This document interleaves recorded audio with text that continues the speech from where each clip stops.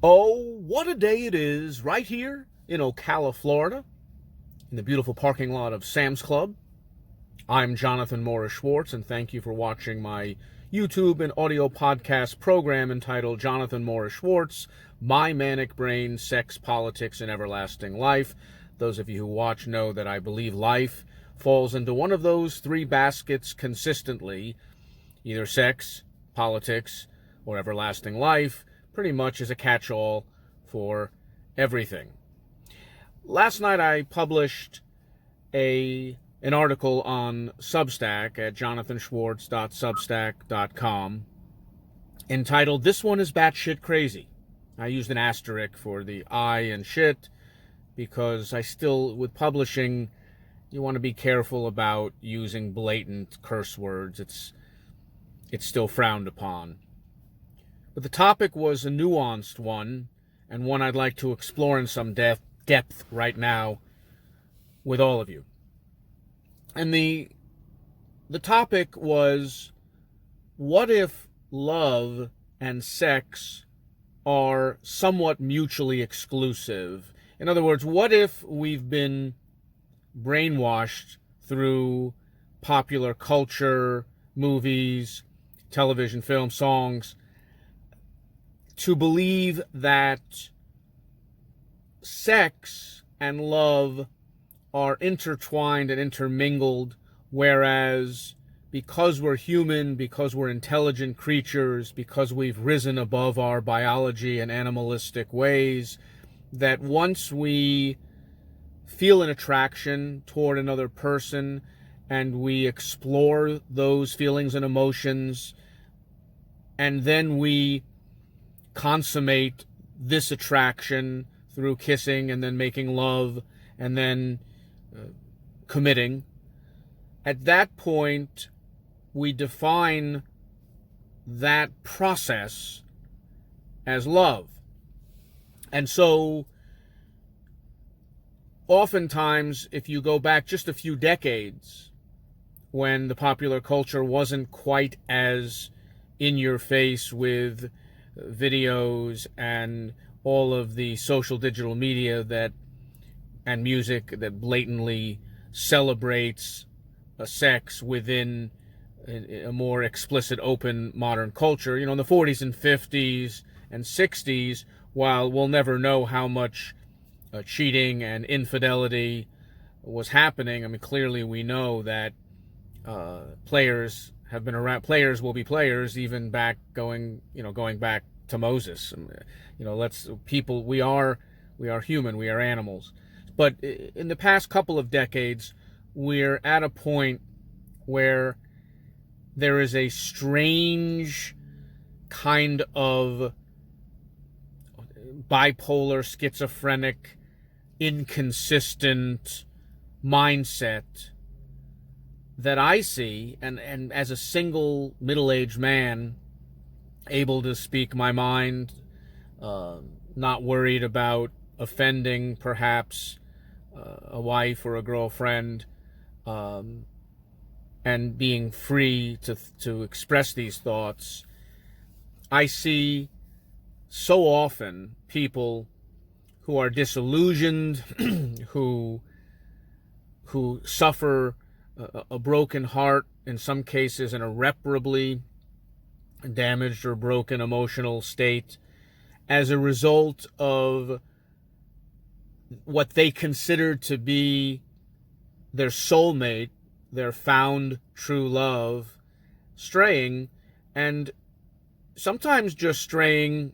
I say just, I mean that with a small j, straying physically, in other words, cheating, having sex with the secretary or the friend, or on a drunken night, on a business trip, or through a dating app. And that kind of betrayal is painful and not in congruence with how we believe someone who truly loves us would behave. And occasionally, somebody connects either both emotionally and sexually with someone else, or just emotionally with someone else. Regardless, when we feel like we have found our soulmate, our true love, we still behave in a somewhat biblical manner, in that we trust that the other person will have the devotion, loyalty, self-control, definition of enduring love to perhaps experience the temptation, to feel attraction toward other people besides their devoted, monogamous, made the vows spouse or girlfriend or boyfriend. But, as I mentioned in a prior newsletter, have somewhat of a diet of the genitalia, a diet of the mind/genitalia, in that it's one thing to have impure thoughts, yet stay devoted to the person you love and work at it, so to speak, and basically allow or force our minds to control our bodies for the greater good.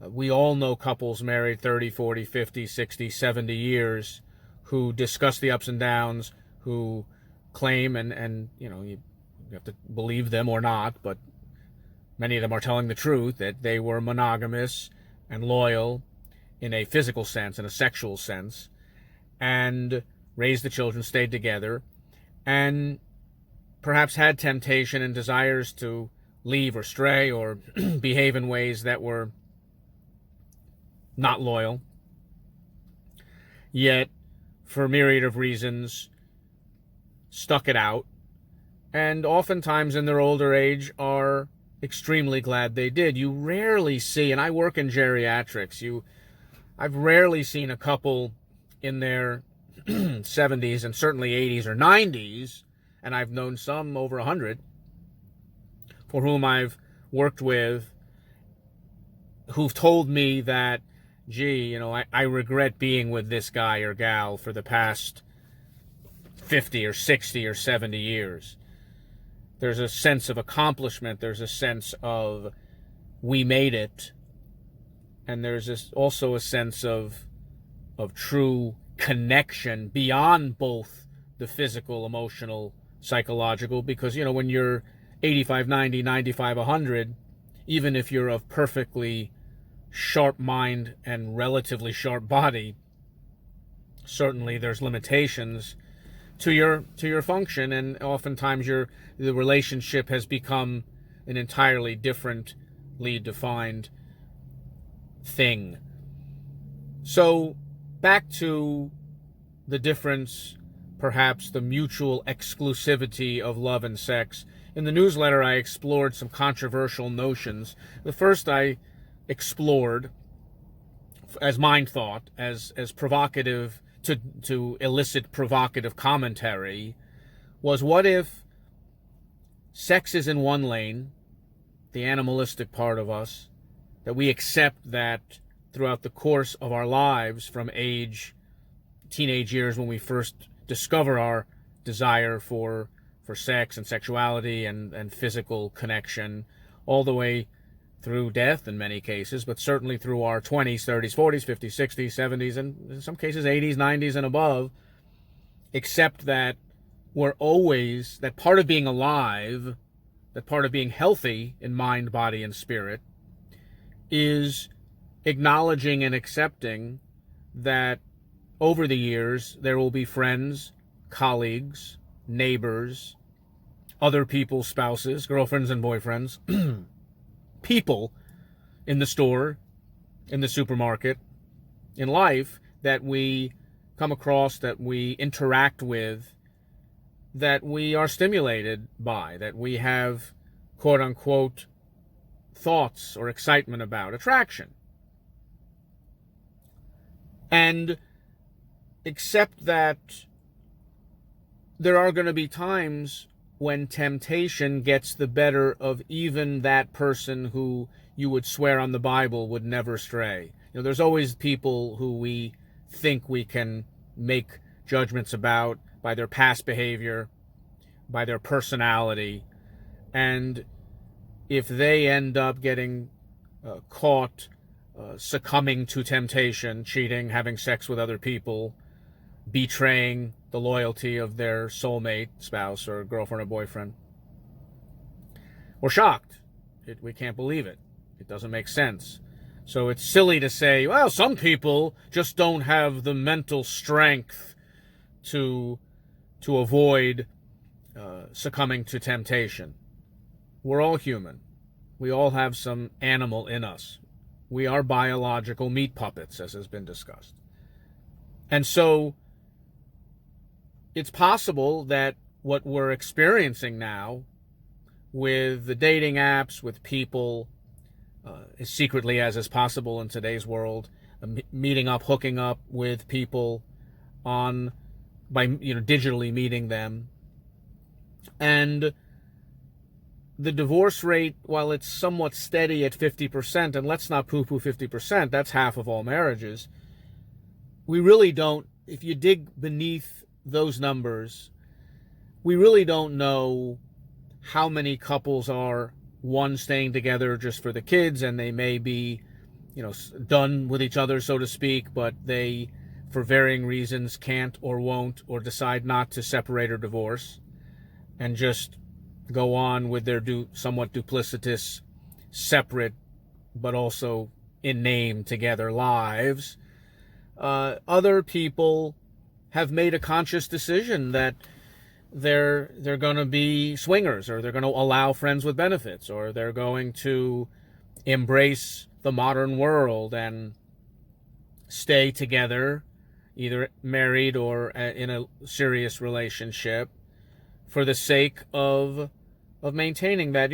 Just to give a popular culture reference, when Hillary Clinton was running for Senate in New York, in one of the debates or more, she was asked, and she knew she had to answer this because, New Yorkers, if you're honest with them and you bare your heart and soul a little, they tend to vote for you and stick with you. And she was asked, I'm paraphrasing all this, it's a million years ago, but she was basically asked, your husband's a dog. I'm paraphrasing. He's cheated on you. There's all types of history of him embarrassing, humiliating, mortifying you publicly. Why not just divorce him? Why do you forgive him? And she said, and I'm paraphrasing again, yes. I mean, she didn't deny that. She said, in my religious belief, you stay married. That's important to me, to work on it, to forgive, not to forget, but to try to maintain the marriage, the institution, the togetherness, to dignify the good times. Again, I'm paraphrasing. And New Yorkers were like, all right, she answered. She didn't get defensive. She didn't deny. She didn't defend him. She didn't say right-wing conspiracy. And she won.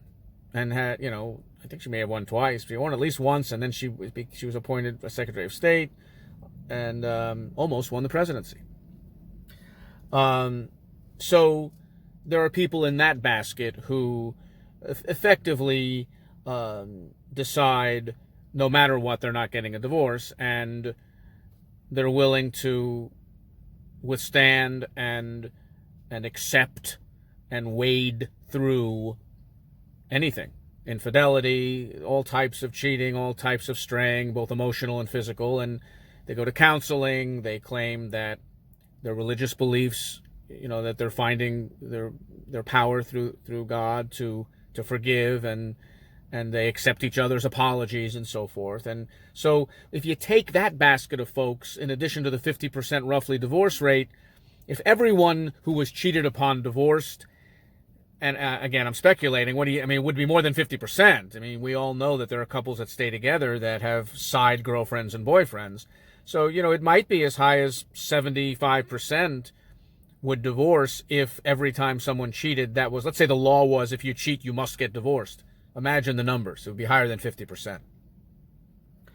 So our culture and our society is in this strange time where we are struggling.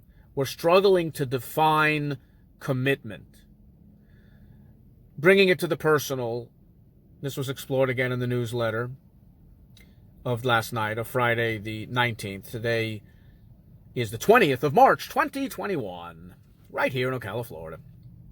So what I explored last night was,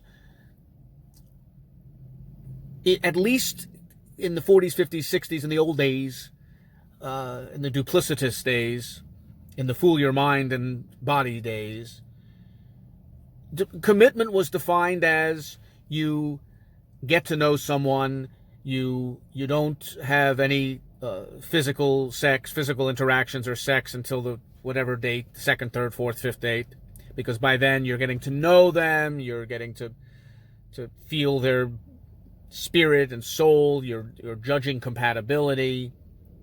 And then if the attraction is strong, the relationship evolves from a friendship, a getting to know you time period of weeks or months in those days. At least that was what was supposed to happen. And then you kissed, and then you rubbed, and then you had sex. And if the attraction was strong and the quote-unquote love was strong, it was mind-blowing, earth-shattering sex, the quote-unquote honeymoon stage. And for a period of time, one might call it a chemical mental illness, but the honeymoon stage, which may go down as the sick stage, the mental illness stage, is when all the mind, body, and soul, all the physical, emotional, psychological components merge, intersect. And that's when you can't eat, can't sleep, but it's a good can't eat, can't sleep. Thinking of the person all the time, can't wait to see them, can't wait to kiss them. You're quote-unquote on fire. You're quote-unquote walking on air. The roses smell more fragrant. The food tastes better. Everything, all five of your senses are expanded and exploded with joy and uncontrollable urges, and life is just beautiful and fantastic. And you want that feeling, that love, to last forever. And during that time where the sex and the love intersects, whether it's weeks or months or potentially years, but typically, if we're honest, the honeymoon stage is months, perhaps a year, where you're in that stage of, this is great. I found my soulmate. The sex is great. The conversation is great. The compatibility is great. We love each other. We trust each other. We're monogamous. Perhaps we're starting a family. This is it. This is what life's about. And inevitably with, I would say almost everyone, if not everyone, there comes a point where this intersection, this love potion, this love juice that's flowing through your veins, changes, modifies, mellows. And simply life, the notion that we age, we discover that each person in a relationship discovers each other's humanity.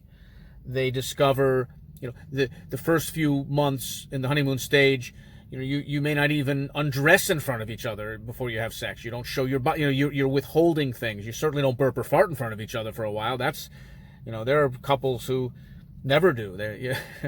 But my point is that once the honeymoon phase ends and people begin to either succumb or experience and or succumb to the temptations of just being alive, unless you're with your spouse or girlfriend or boyfriend entirely, and you work together and you have no exposure to any other human being ever. I mean, even if you just go to the supermarket, but particularly people are exposed to friends and colleagues and life and other people, inevitably there is temptation, at least temptation of the mind. And what ends up happening is, even the strongest of people, even the religious folks, even pastors, I could tell you stories of pastors where the husband or wife is suddenly working in close proximity to the secretary or to someone, to part of their flock or a parishioner or so forth, and after they've cheated and they're analyzing it in therapy, why'd you do it? How could you? We were so loyal, we gave our... The bottom line always is, I succumbed to temptation. I'm human. I tried. My body got the better of me. My hormones, my testosterone overtook me.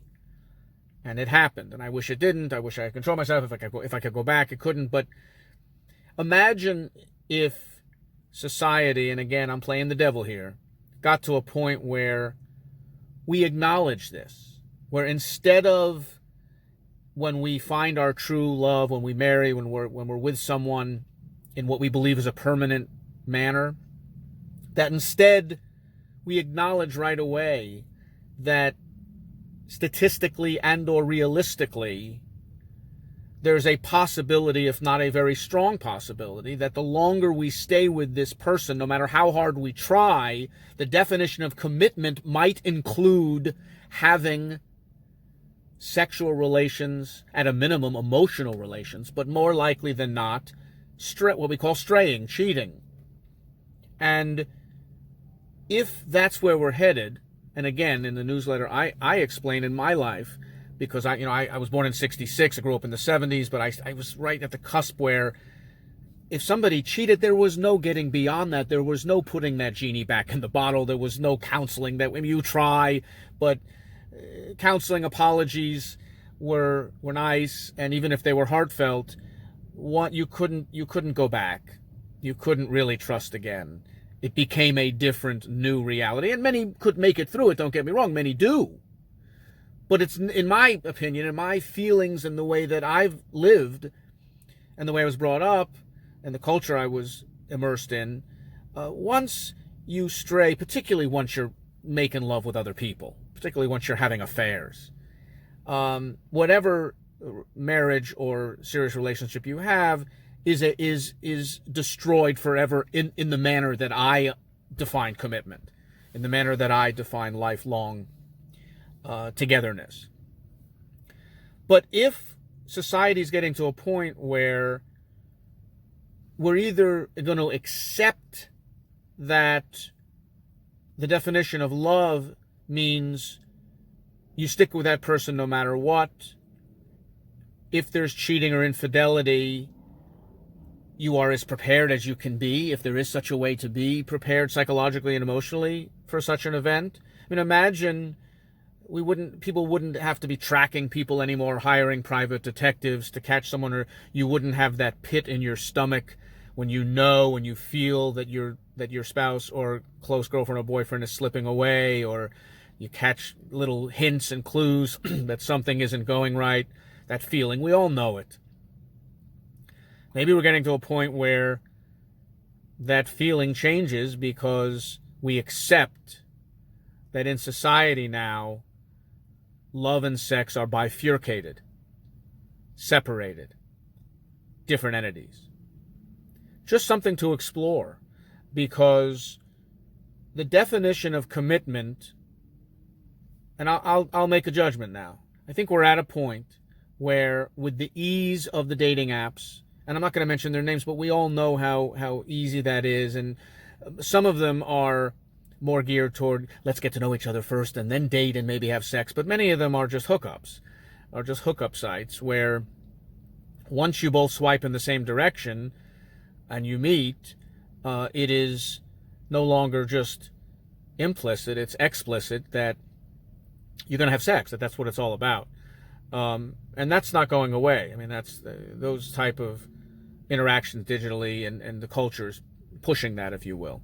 But it may, in terms of the definition of commitment, that's where a lot of people, in my judgment, are either, as I mentioned earlier, schizophrenic or bipolar, in the sense that half of their brain is still holding on to that old-fashioned notion that if he or she loves me, if we connect deeply, if we're each other's soulmates, if we make a pledge or a vow, that it's just the two of us, that's the goal, and that's possible, and that we're going to be that couple.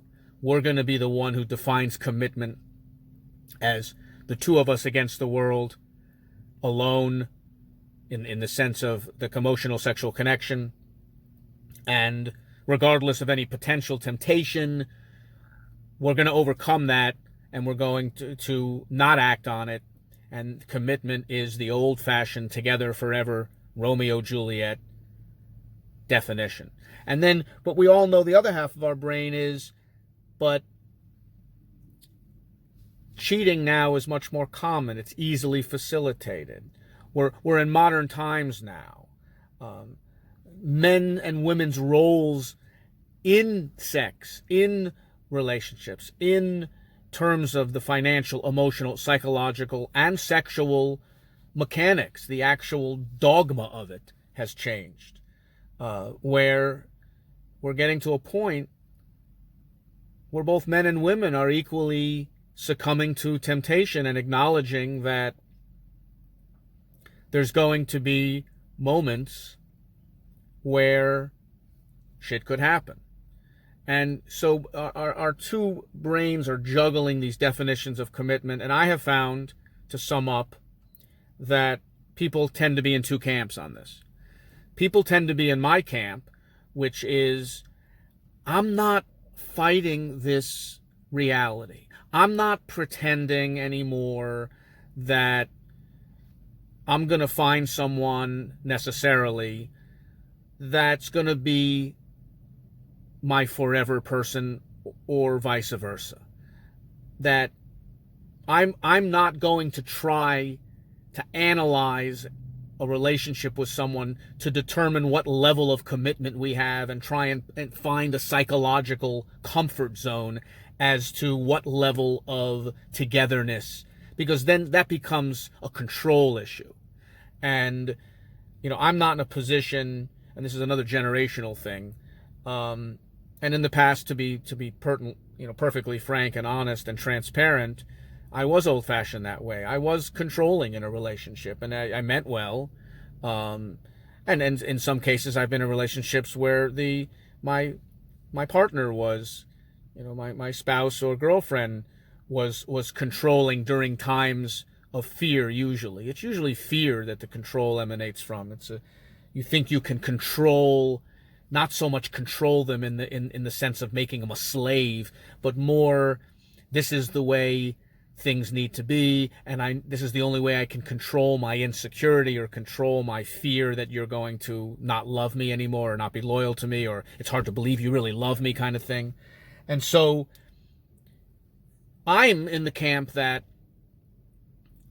if you're not going to try to put your spouse or mate on a leash or track them, implant them with some tracker and say, well, wait a minute, you said you were going to Publix, but you really went to a different place.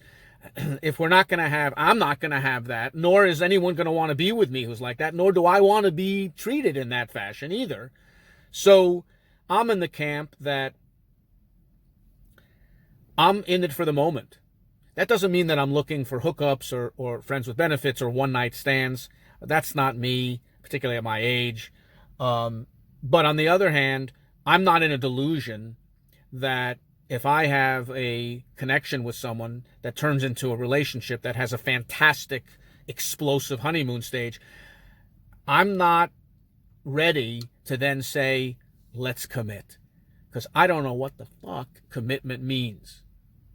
And then there's the other group of people who some might call delusional, some might think that I'm delusional. But I would think that people who still believe in true, deep in the soul, committed in the traditional sense, you and me, babe, avoid temptation for the rest of our lives, period, end of discussion.